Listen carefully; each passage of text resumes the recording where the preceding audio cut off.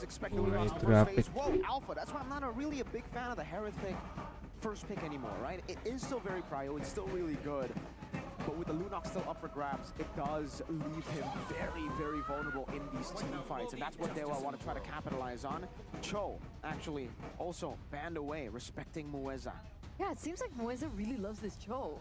Like, Cho, I was skimming through all the drafting phases from week 1 and week number 5, and it feels like Mueza really big on this Cho. Why do you think this Cho hasn't been working for Mueza, or is it just a comfort pick for him? It's a comfort pick. We've seen him in MDL just play the Cho. He is one of the, that is one of his signature picks alongside the Jarhead. So really going to try to stop that early game snowball. And that's exactly what the Cho can do as well. Now with the new passive, with the added range, so much more oppressive in the early game. You can try to get a lot of early advantages through that, especially with some of these kill pressure matchups, right? I mean, you already have the Lunox up against the Hereth, the Phoveus later on, even against the Hylos, you actually do have quite a bit of lane pressure there. You technically even win out if it's a 1v1.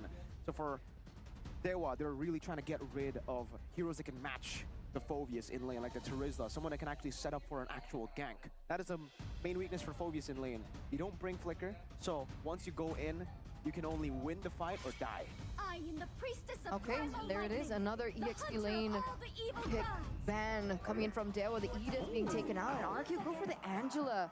So is this an Angela in the mid lane? Yeah. Oh, it's still flex, right?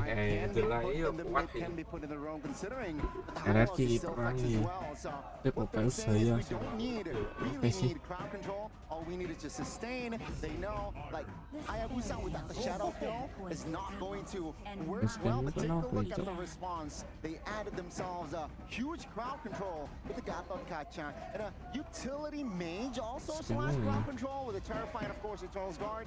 They're ready for a big team fight.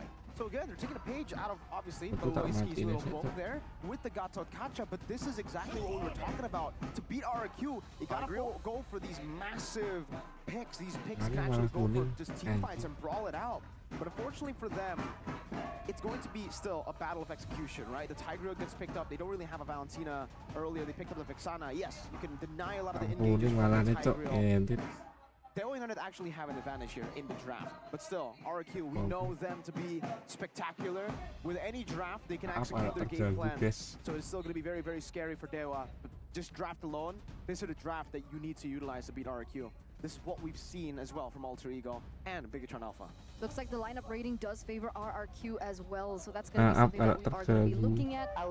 It seems like the AI, the system, sees that RRQ also has better potential in the early stage of the game.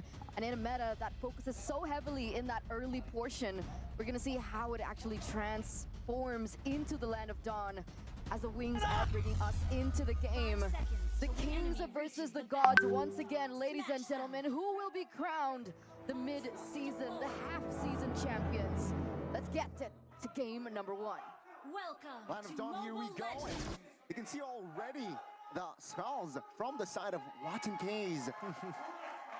Against the Tigreal, yeah, let's just purify. A whole lot of greens, man. They really want to go green. Dewa United. 2 revitalizers, I think it was as well, for the Gato Kacha and the Phoveus. Oh, actually, wait, was it? I saw the green, yeah. This is a Phoveus revitalized, so it's not revitalized. This is a new combination here. You're going for double healing. Usually you see the Hylos together with the Phoveus actually utilize a revitalize. Very, very interesting stuff. I'm trying to figure out, I guess, yeah, they understand for RQ, it's mainly just burst damage. They're relying on the full cycle of their skills when they go in. Skylar with his Amon Force, Sitsujin with the Spear of Alpha. Once those 2 big abilities are used up, as long as they are able to sustain back up, they should be able to get the dub. But if we take a look at the emblems here by IndieHome, does anything stand out to you, Mirko? Just the weapon mastery here, and obviously the vitality. There's a lot of HP. You already have revitalized, and then you get vitality, and you also have the Brave Smite together with the Festival of Blood. That is a whole lot of healing. They are literally just playing to out-sustain RQ Hoshi in these fights. And again, now I'm actually concerned for RQ Hoshi. How are they going to be able to out-sustain Dewa United? That's a big question. I mean, the kiting game with Skylar as well as Alpha, but wait a second. Skylar it looks like he's winning in the lane against Watts, who's on the Lunox. Yeah, it's a bit of a skill matchup here in this lane, but it does favor to the Harith at least level 3. Then once we get to level 4, it'll be quite difficult for the Harith again. But back here, ladies and gentlemen, both of these teams are going to be circling around the next neutral objective. We do see both of these teams starting to set up, but Sorizo still needs to clear, and looks like Edok is already in position to make that play. See here for that neutral objective space. Edok still level 3, waiting for that level 4. Maybe then he will start to engage with the flicker implosion, though. They will take it slow here. They have to, right? There's no real rush for both these teams. They just have to wait for Edok. Sacred Hammer on towards 2. That will be all. Dari in the front side here. Glorious Panggiran nih cepat sendiri. Nice. Oke, Sujin mantap. Jago cok. Sujin. Tapi ya gak mati-mati kok bos sama Angela roto yang musuhnya yuk. Rata yuk. Mantap. Ngeri cok. Wih, anjir. Aduh nih. Look at this in the top side. I mean, Skylar is dismantling Watt in the gold lane. So this is a big win, I would say, in the early portion of RRQ's game plan. Them being able to get 2 members from the side of Dewa, and they were also able to pick up that neutral objective. Sutsujin, ever reliable on that retribution play. Let's break that down. What happened and why did RRQ, how were they able to win that one? RRQ won that just purely because they were much more decisive. They knew they wanted to go for the turtle. Dewa, it looked like half of them wanted to go for the turtle, half of them wanted to just play it safe. Ray got the quad shadow in, decided to utilize it, but then he disengaged himself. Despite the fact that K's already got a big Eternal Guard, if they actually stayed decisive, they utilized their skills properly, that should have been a Dewa win. They were able to out-sustain even with them disconnecting, disconnected completely in the team fight. But for RRQ now, the fact that they have a 1,000 gold lead, that's a Flask of the Oasis, that's a War Axe as well. You don't want to give RRQ the snowball with this kind of composition because you won't be able to out-sustain them later on if they have these damage items and if they have the healing items in Rins. Yep, that's already the item, the early item power spike, I would say, for RRQ that has been taken for them. But what RRQ also has is the faith from all the casters, apparently, right? Everyone 2-0 for RRQ except for Nevin, 2-1. But still for RRQ, not one caster has voted for Dewa United here, so they really are up against the odds. Talking about the odds now, so Rizzo is actually getting chunked in by Sutsujin. Oh. Yes. Sutsujin though, terrified, a good Eternal's Guard to poke him down. Tidak. Wih, mantap ya. Kontak hidup cok. Ini tim pertama. Rata langsung. Awat sekalian nih. Dapatin turtle, dapat power.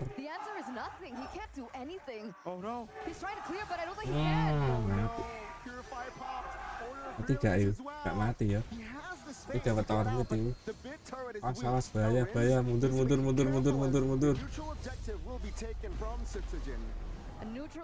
Cuan nih bu. Tower mid. Turtle. And it's a 4K gold lead, Mirko. Completely outclassed by RRQ. Man, Edok, what a play on that Tigreal, man. Getting the shove in and then straight into the implosion, reading Ray like an open book. And you can see that the fact that Dewa have been hesitating in a lot of these skirmishes and a lot of the movements that they have, it has given RRQ a decisive team and a decisive roamer like Edok on that initiator. So much more room to go for these picks. And yeah, this is a big concern. Early on, I already kind of, brought it up, but the fact that RRQ have a 4,000 gold lead, it was only 1K before that fight, by the way. But it's already enough.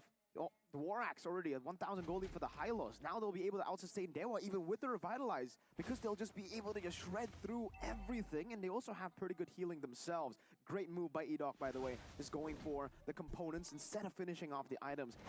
And it does seem like Edok's going to be engaged on. Alah. Wih, perang. Sangat ratain lar. Nice. Rata yuk cok. 4 vs 5 loh.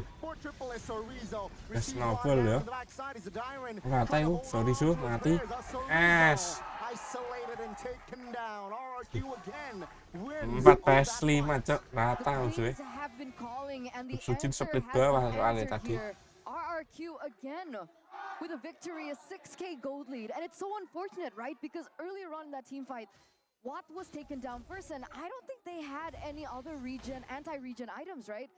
K's just now has the glowing wand, so hopefully that can help. Mantep banget iya But Dari. again, with them snowballing so out of control, what's the answer now for Dewa? What do they do?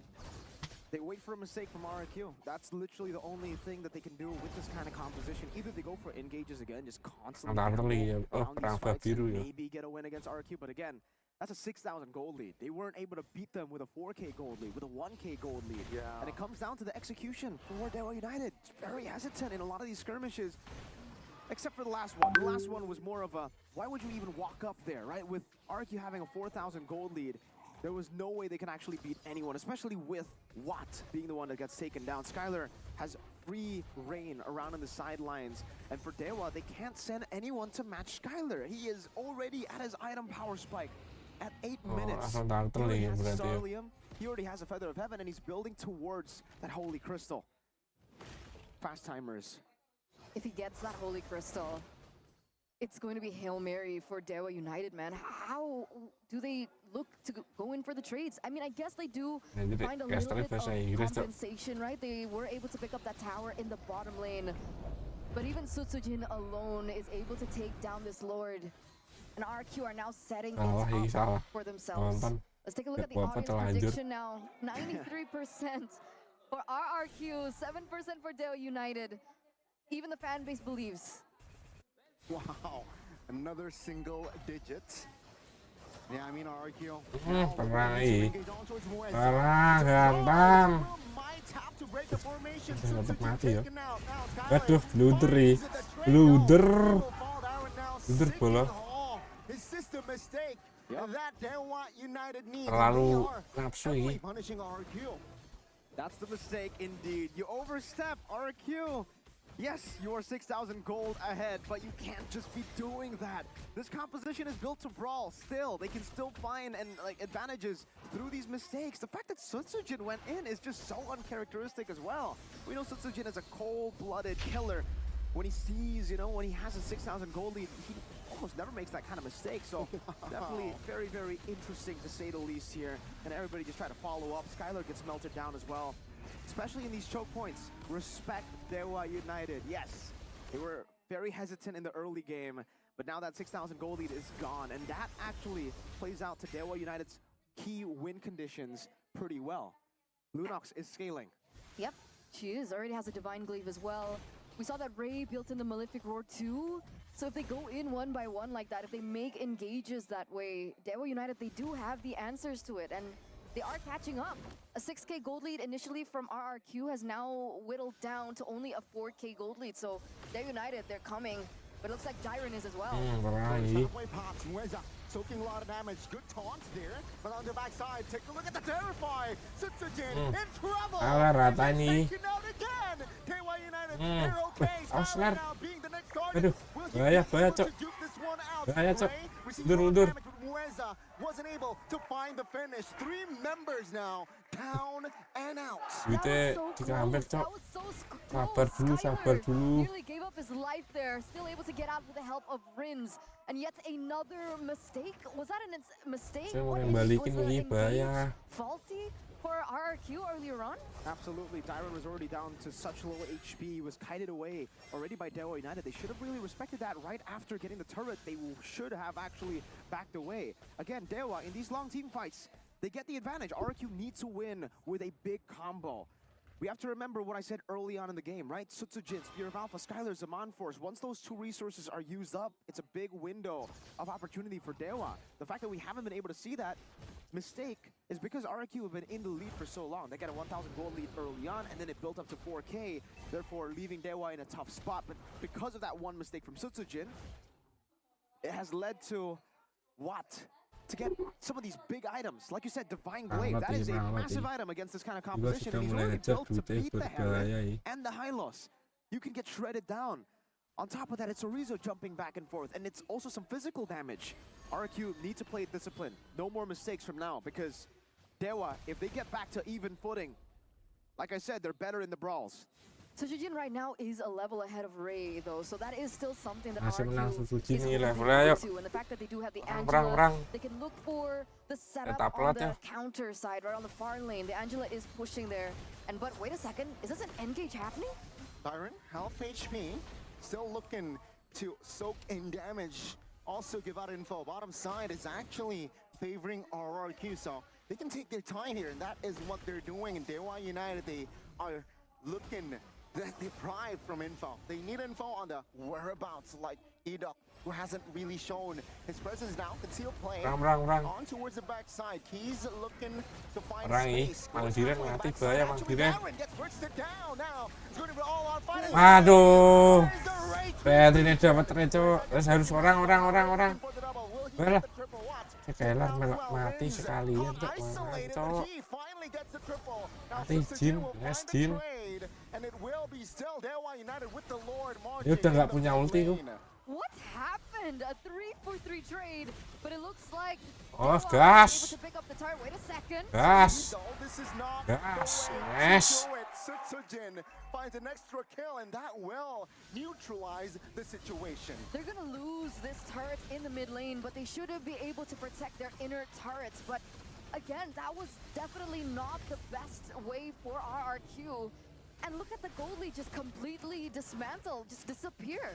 Yeah, now we're in a very tough spot for RQ Hoshi. That is a Kita whole ngejar Dewa crystal nih. for the Lunox. It is much more of a power spike for Lunox Watt than it is sakit for ya. Skylar. Despite the fact that Udah Skylar is level 15, the fact that Lunox, someone, even Watt, who's been behind the entire game, has now gotten these item power spikes, it is going to put RQ in a very, very troublesome spot because, again, even for Chorizo and Mueza, they're slowly but surely getting to those big, chunky items to deal with RQ's damage. You can see it earlier as well. Skylar, in comparison to Juan and even Ray, can't really withstand that damage. It looks like Skylar built in the wishing lantern for the Harith. Not a big fan, personally, right? Especially, but maybe they're really just relying on the instant burst potential. They want to go in, delete someone, and then look for something else. I would have preferred I don't know, at this point, for Skylar, let me take a look at his items again. Blood Wings, right? Sometimes you go for the Blood Wings. You could even go for Divine Glaive. I think it's safer, right? Yeah. Because if Or he's win a the crown. one that's going to be going in and out, weaving in and out of these team fights, and you mentioned, right, in a long-term team fight, RRQ are kind of at a disadvantage, then why not go for an item that can help you win it out in those long-term skirmishes? Exactly, but it does seem like both teams are actually going to rely on pure burst because not only is it Skylar on the Wishing Lantern, Kaze has actually bought the Wishing Lantern too. Now he wants to try to outburst the burster. It's Skylar. It is the Wishing. Even though we don't see Juicin, it's banned out. We still get to see a little bit of Juicin with the Wishing Lantern here. But yeah, again, for RRQ, now it gets tough because their composition is built to team fight. Their composition is built to look for moments. Dewa too, and Dewa does it a bit better in my opinion. They can utilize the side waves, but even then, Skylar, he was able to control the side lanes because he was so far ahead of Watt. Now that it's back to almost even, Watt should be able to deal with him. Terlanjur record tapi record tinggi. I agree. Watt now also has Record konten nih. the Blood Wings to really help him in these team fights as well. And he's been doing really great, right? Being able to go, one of the main things that we saw that was a big problem for Watt was the fact that he always overcommits, but with the way that he's been weaving out and weaving in these team fights, it has been showing something completely different, but it looks like Skylar picked up the Blood Wings as well. There you go. So no Divine Glaive. That's a sacrifice he made, and you can see that damage piling up. Spear of Alpha. Ash. Finds the play in the backside. Now they will collapse. Oh. Ash. He will find the big implosion though. He will be bursted down alongside with Dari. Nash. Falls as well. Aduh, tapi rotot. Aduh. Enggak Skylar nih. Wah, dikambek nih. Blunder nih. Ini blunder nih. They did it again. 3 members taken out for the price of 1. They're going to be able to pick up this Lord as well in the 16th minute of the game. And they did the exact same thing from RRQ, right? It looked like they all wanted to go back into the team fight. They were clumped up and they didn't respect the team fight. They were clumped at. They didn't respect the team fight. They were clumped at. They didn't respect the team fight. They were clumped at.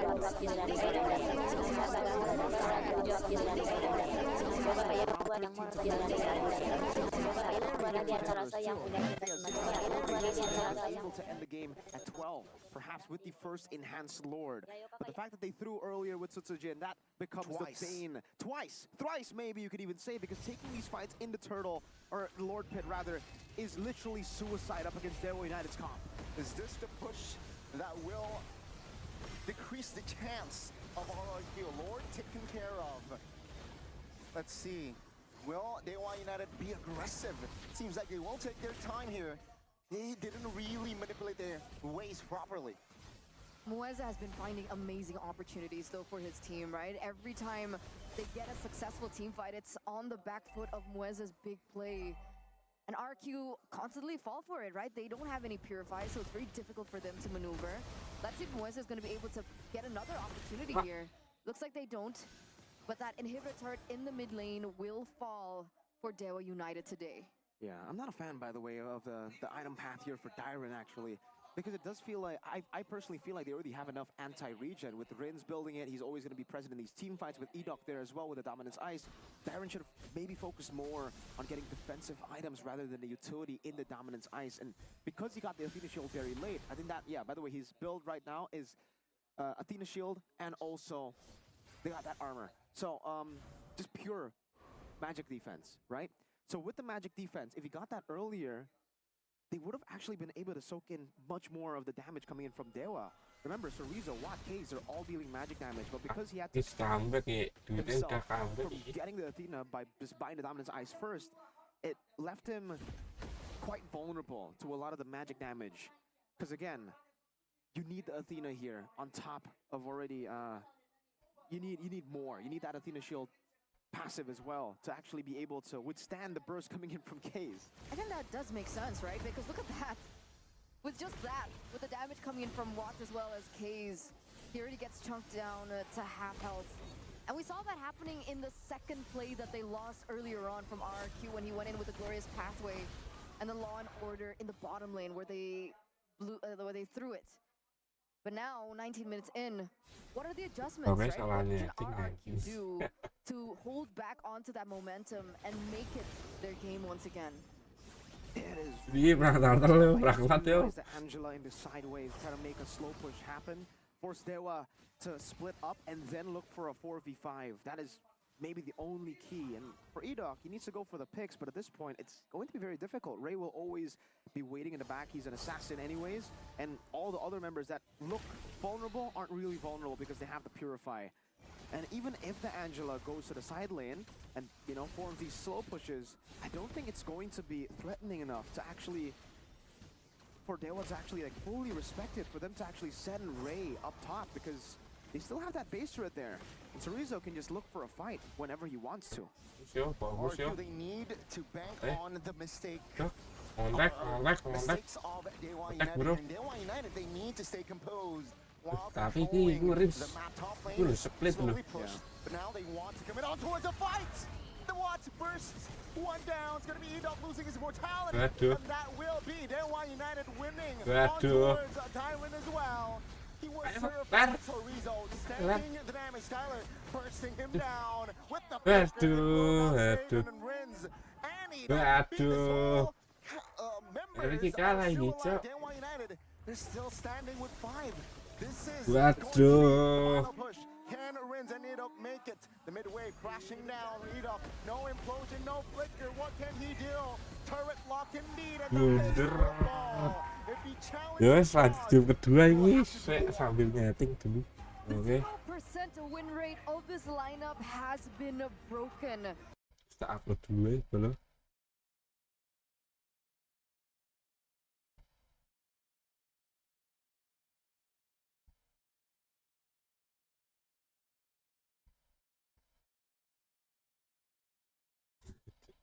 Aduh.